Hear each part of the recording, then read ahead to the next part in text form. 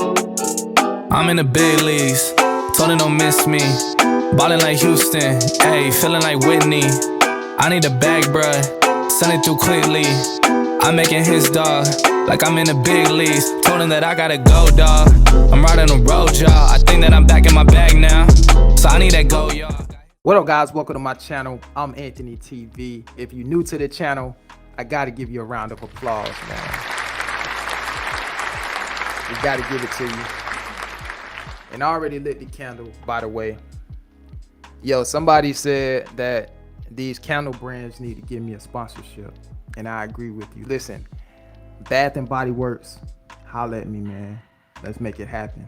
Let's do some business together. So today I want to talk about some comments that I've been receiving. You guys know, man, I read all the comments. I tell you guys that all the time. And I've noticed that a few of you guys out there have been applying for food service jobs.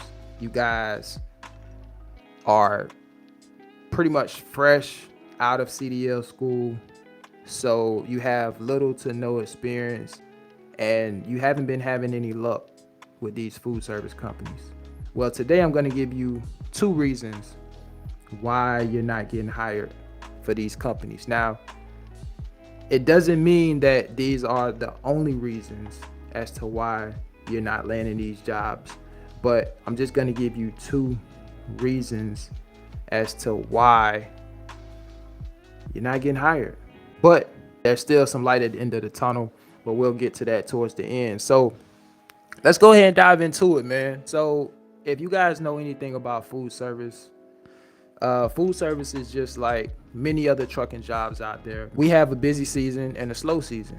Depending on where you live in the country, the busy season and slow season could be different for different parts of the country and different locations. If you apply for a position at a particular company during a slow season, chances are you're probably not gonna get hired, right?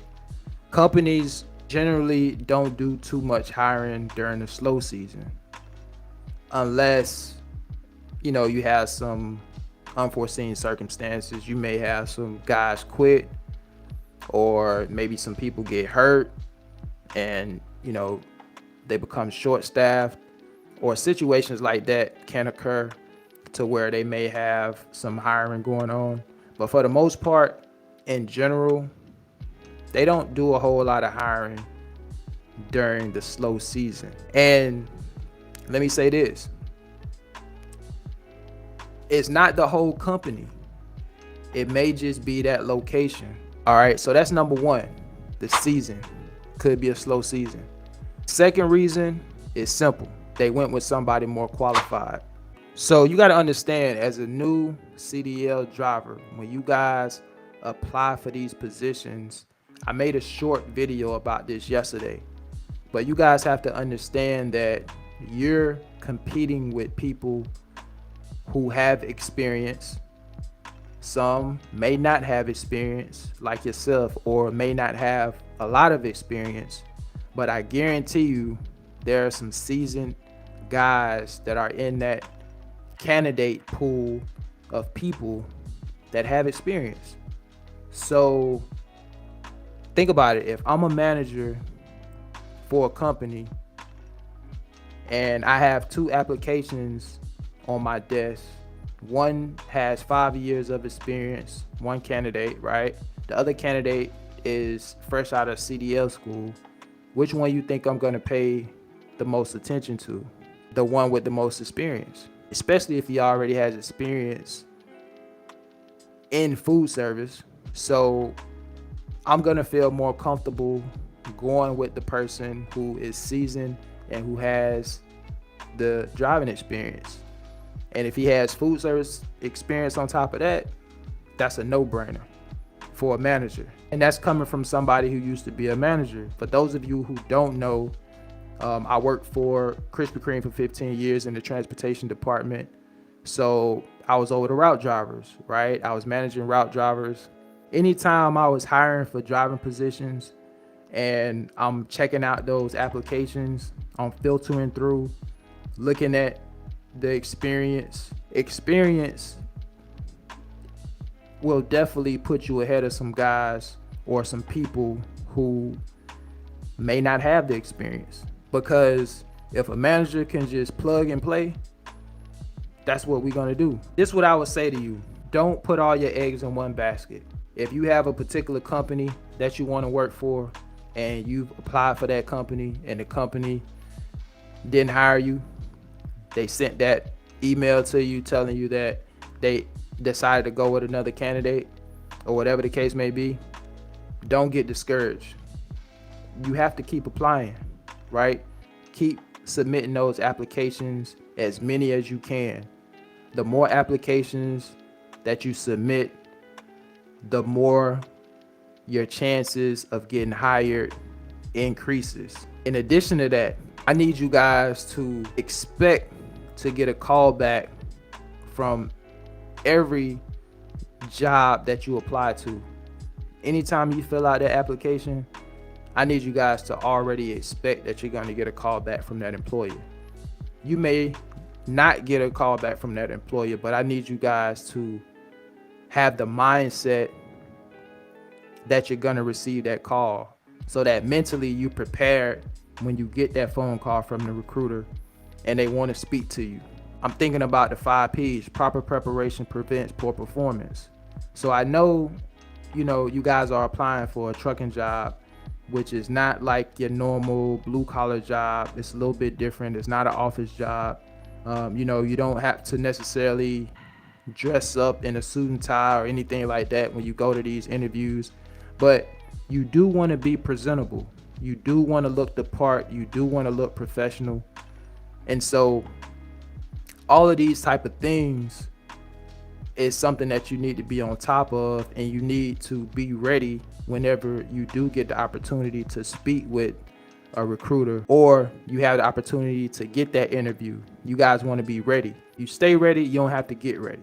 That's the name of the game. If you don't know what type of questions that this type of job is going to ask you, you should do some research just so you're ready. You have your answers together and you know what you're going to say before you even get into that office, right? Or on the phone with that manager or that recruiter. You guys need to be prepared. Somebody was telling me that they didn't get offered a particular position because, somebody had more experience or something along those lines. And I said, look, just because somebody has more experience, it doesn't necessarily mean a manager is automatically going to go with the person who has the most experience. It's not an automatic guaranteed thing that's going to happen. So if you're a candidate that you may not have the experience, you got to be able to set yourself apart and separate yourself in some way. Maybe you have other characteristics or other traits that can separate you from the pack, right? The good attitude, the appearance, the personality, some kind of trait that can really stand out during an interview. Another thing that you guys need to start doing, if you're not already doing, is following up. After you apply, and if you don't get that call within a certain period of time, get a company a few days, maybe a week, to call you back. If they don't call you back within that time, call them back. Follow up. Show them that you want it. At the end of the day, man, you want to be consistent and persistent with applying and with following up. I think if you do those two things, I think that's a recipe for success. Don't just stop applying because you don't get the job offer at one job, because that job may not be meant for you. Maybe this other job over here is really where you're supposed to be. So keep your options open. Apply at several different jobs, and who knows, you may have to pivot.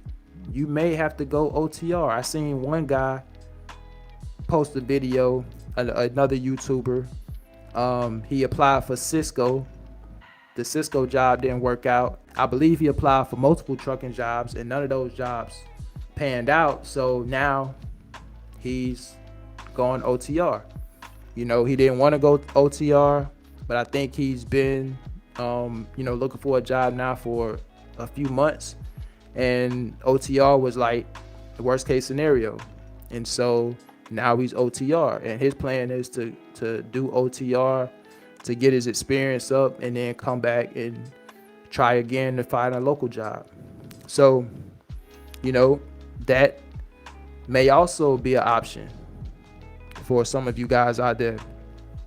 I know a lot of you feel strongly about OTR and not going OTR, and I get that, but you just got to figure out the best solution for you, right? You just got to figure out what direction you want to go in with this trucking. It may not be in food service, it may not be in beverage. There are some LTL companies out there who have training programs for new drivers. You may check some of those out. You just got to do your research. You just got to do your research, man. There's a lot of opportunities out there in this trucking space. A lot of different lanes you can get into. Don't be discouraged because the first option doesn't work out for you. Keep trying. Stay motivated. Stay encouraged. Stay persistent. Stay consistent. And I guarantee you, you will find a job. All right? All right, guys, look, that's all I got for you today. Remember, do me a favor if you're new to the channel, hit that subscribe button, like this video, and drop a comment if you got a comment. Until the next one, I'll catch you guys on the next one, man. Y'all take care. Peace.